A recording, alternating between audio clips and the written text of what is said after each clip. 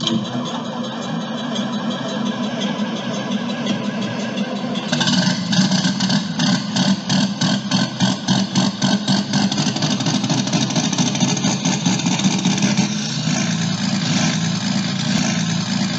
today is Monday, July 19th, and we're still getting about 4 or 5 inches of rain a week. I think we had another 3.5 over the weekend, had 5 or 6 the week before, and it just been raining all the time. So I mean, we'll take it.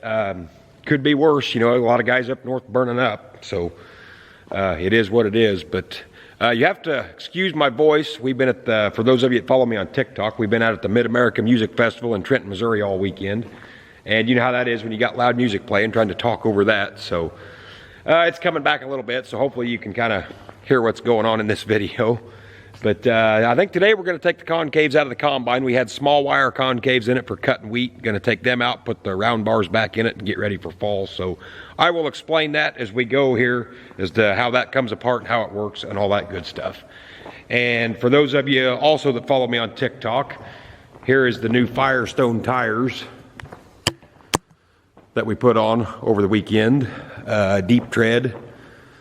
Once again, the Goodyear tires did not hold up. We had one inside tire that went flat, so we went to the tire shop to have it fixed. They said the core come out of the middle of it, it was junk.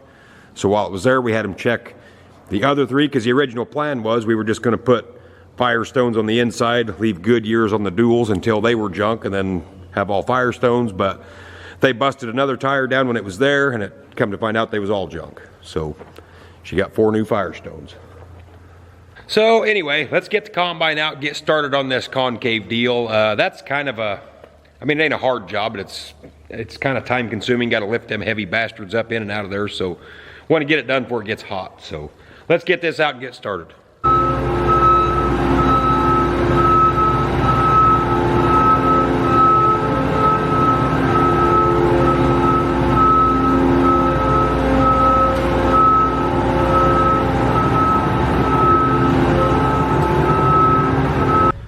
Okay, so starting out here, we got to take this cover off so we can get into the concaves. There's a cover on this side of the machine, one on the other side. Got to get both of them off. And then I forgot too, the grates inside there, I took the spacers out for wheat. We'll have to put them back in. So get this off and I'll show you what we're talking about here.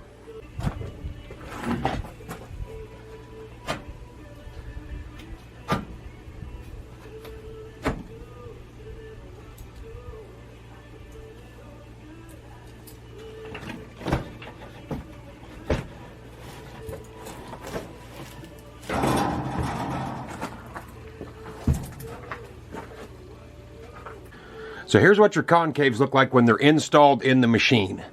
And see, these are what you call small wire. See how little that is? So I can't get my finger through there. So, you know, that's why wheat and all your small grains, cereals, all that, you need a small wire concave. Because if you get them big round bars like we got with a great big gap, that'll just knock the head of wheat and everything down through there. And it don't do a very good job at all. So luckily, most of you that follow me on TikTok probably know Cody Gayer. So he let me borrow his small wire concaves. And actually the Montana farmer, old Doug, he gave me a set. But we didn't think he was going to make it out here in time to get them here to me on time. So I borrowed Cody's. So these I'll keep. Those I'll give back to Cody. But here you can see side by side the difference. These are a small wire. And these are a round bar.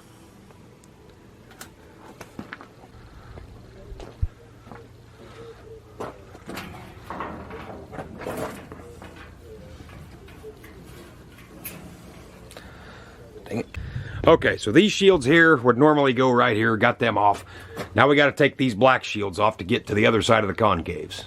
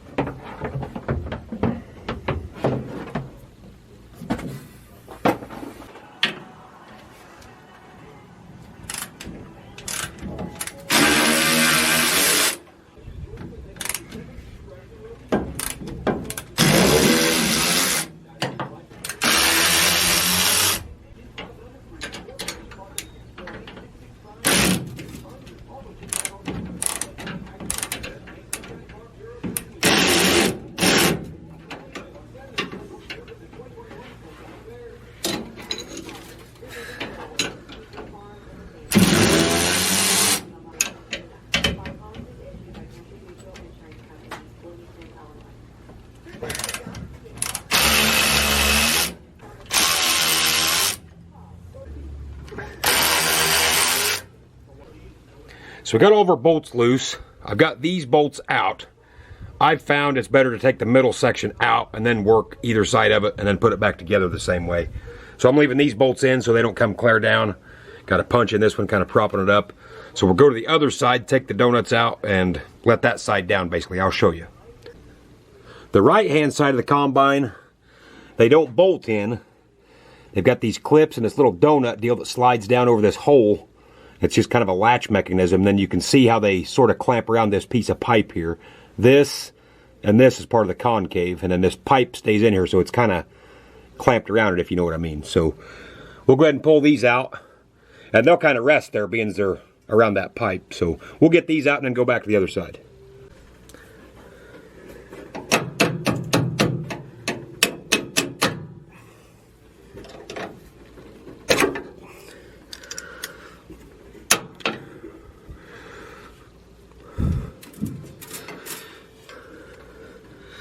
So you can see that's what that mechanism is. It's just kind of a half donut that locks in there and then a pin goes through it. Yeah, I apologize. I can't get the camera up in there and get my head and everything else in there to show me taking them off, but I think you guys probably got the idea. These damn things probably weigh, hell, I don't know, 75 pounds a piece. They're heavy, but so they're kind of a bear to wrestle out of here, but we're gonna take the middle one out first.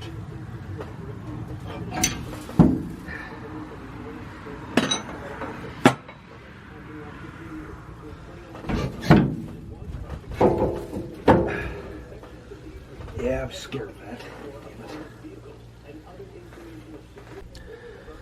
So it's not going to quite come out, and I'll be honest with you. When I put these in, I took this big Z channel out right here. This whole thing, all you do is unpin it off of these two bolts here, or rods, whatever you want to call it, and that whole thing will come out, because that's what the book says. Well, then I talked to a couple people like, no, you ain't got to do that. Well, I don't know. On a 700 series combine, I'm thinking you do, because that's as far as she'll come. So for no more problem than what that is to get out, I'm going to take it out rather than sit here and fight it.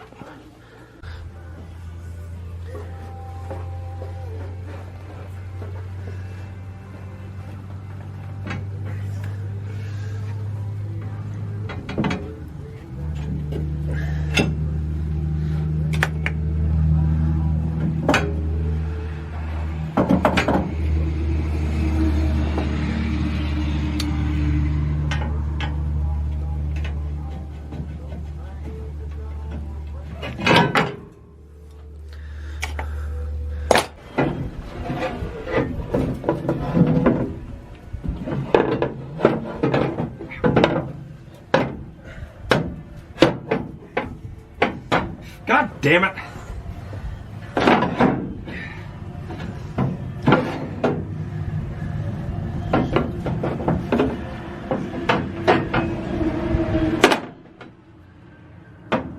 Heaven forbid I give a 32nd of a goddamn inch to get this out. I swear to God, dear fucking engineers are the dumbest fucking people on the face of this earth.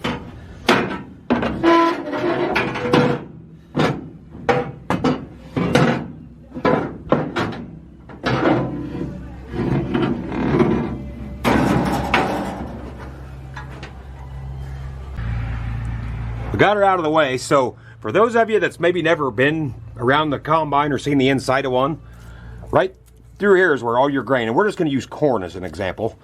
So your corn, after it comes through the head of the combine, it's all getting fed right into here. This big dude here, that's called your rotor.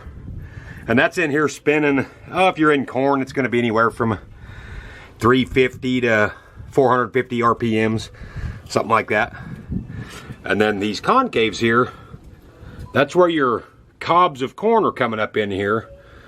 And then these tines are hitting that cob to thresh the grain off of the cob, and then it falls through the grates, the grain does, and then the trash keeps on moving through the machine on out the back. And as you can see with these little bitty small wire concaves, you could never shell corn with that because the corn won't even go through them hardly. So yeah, that's kind of the principle of how a combine works.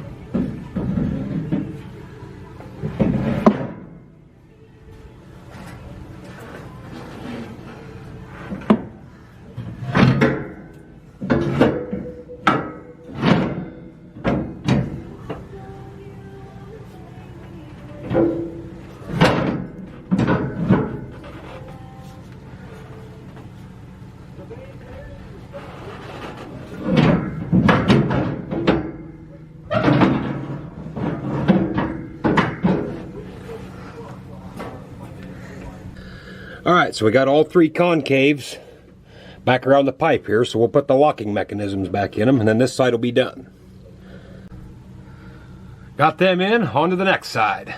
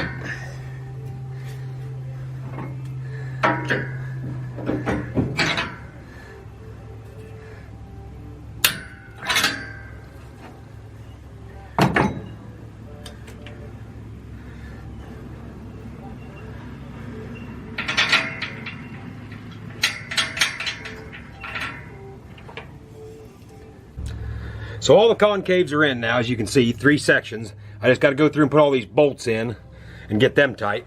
And I'm actually gonna re-level slash calibrate the concave, I guess you could say.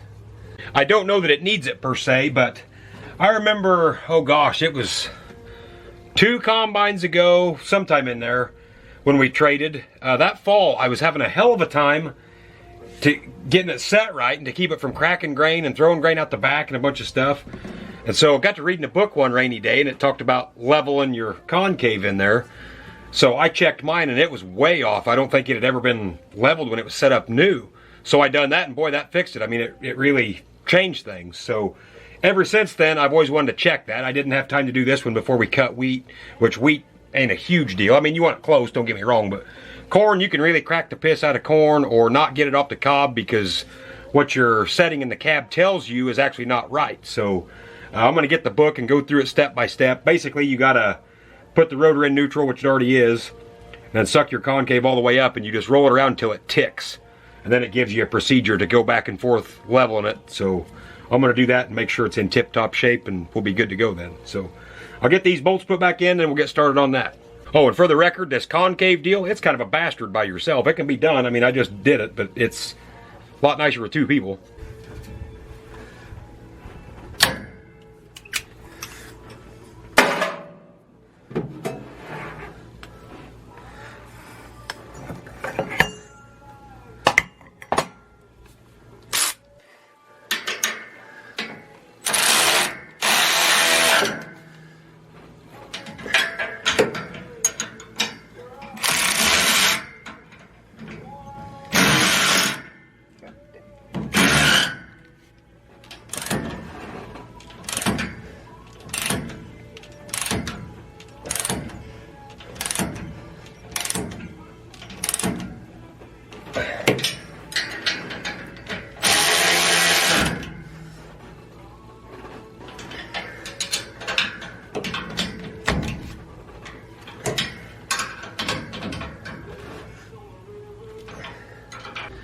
All right, the concave's done. Now we got to get in here on the separator grates, and I'll show you there's some spacers in there.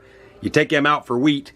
Now, I've had guys tell me they've never heard of this, but the way we run ours in corn, or well, we leave it for beans that way too, but put in every other set, and that makes a wave in there, and it helps disrupt that trash going through. So here's what we're going to do. The front set, that's these spacers right here. So this is basically in the tight position now. They're on top. So we're going to take that spacer out. We're going to put it right between here, so that'll leave a gap here. So then as that trash comes through, it kind of bulges down, then it hits this one, it goes up and down and up, and it makes a wave, and it helps disrupt all that going through. So we're going to put this set in, leave that set where it's at, put this set in, and leave that set where it's at. Been running combines that way for years and have really good luck with it.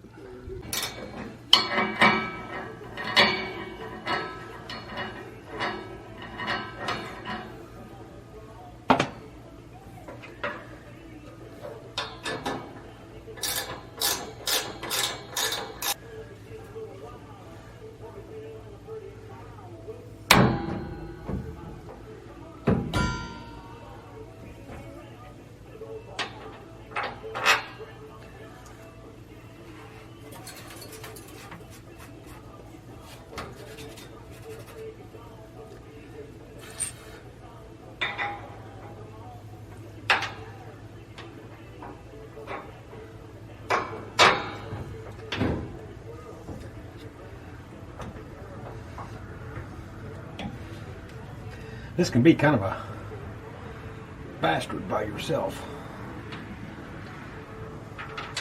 That shouldn't flip down much farther if them was to come off. I mean, it might drop another inch or two. It ain't like it's going to come crashing clear down, but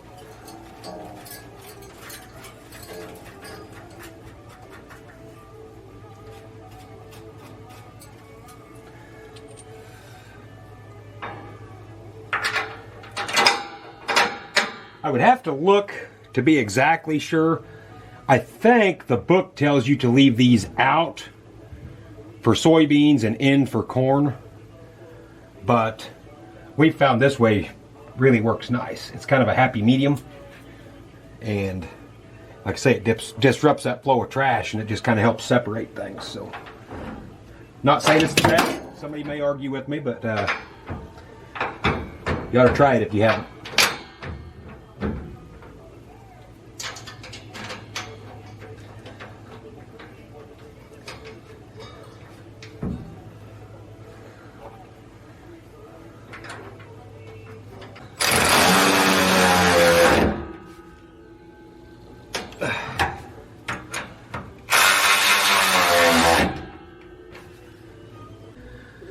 All right, there's your finished product.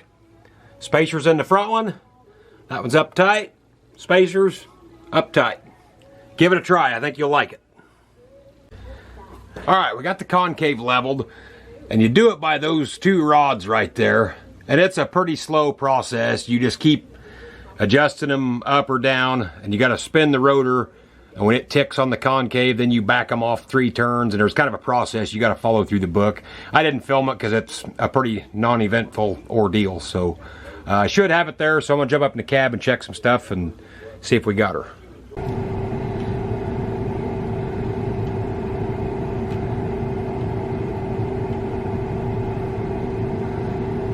Where are we at here? Calibrations.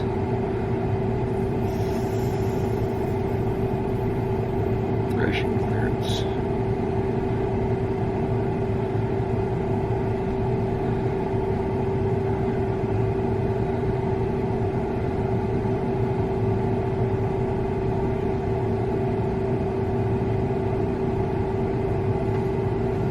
So I'm running it through a calibration now that, in layman's terms, basically when I tell it I want it open 20 millimeters, it's calibrated itself so it'll be open 20 millimeters. You know, you got to have all that set just right, because the monitor could read anything and the actual setting could be something totally different. So since I've leveled it, I want to get it calibrated.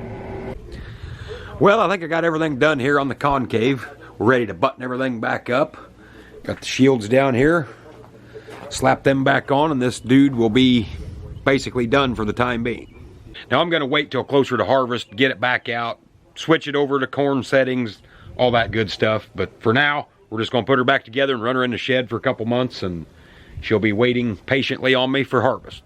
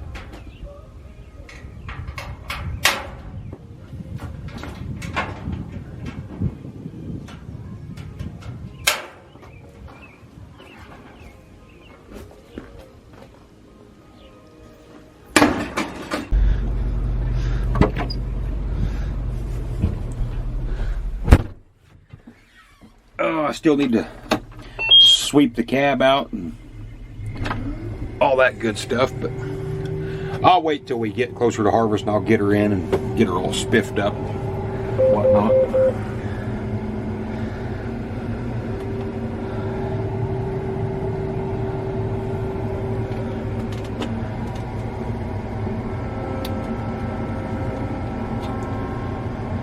But yeah, I will admit, you know, if we cut wheat with this thing there a couple weeks ago, and so far as a machine overall, I really like it. Outside the cab, there's not a whole lot of difference between the 600 series and the 700 series. The cab is where all the differences are. There's your hydrostat handle, it's totally different. The monitor's totally different, you know, some of the buttons and whatnot. But overall, I really like it. I mean, now I can't just tell you that, oh, it's just 10 times better than a 600 series. I mean, I wouldn't go that far, but I do like the cab, like the new controls and whatnot. So yeah, I think thus far it was a pretty good swap. So with that being said, I guess you guys know now how to swap concaves in a 700 series John Deere combine. It ain't that big of a job really, just kind of time consuming. I do know that the red combines are a lot easier to do than that. Their concaves are in, well, if you call it quarter sections or what, but they're a lot smaller sections than them big half moon ones like Deere's got, so you don't have to wrestle them around quite as bad. But nonetheless, we got her done. We got a grain truck here we got to take out to truck repair place. They done some work on it like a year, hell, it might even been 2 years ago now, put a new steering box on it. And ever since we got it back, we noticed it don't turn as sharp to the right as what it does to the left, which it ain't been no big deal. It ain't been nothing detrimental. We've just been running it. But it seems like it's one of them things you never think of till harvest starts. Then you're like, dang it, we should have took this thing in. So we remembered it this year, so we're going to run them out and have them adjust all that and get it to where it turns right and whatnot. So anyway, thanks for tuning in, guys. Keep it tuned right here to the Growing Corn YouTube channel, and we'll see you next time.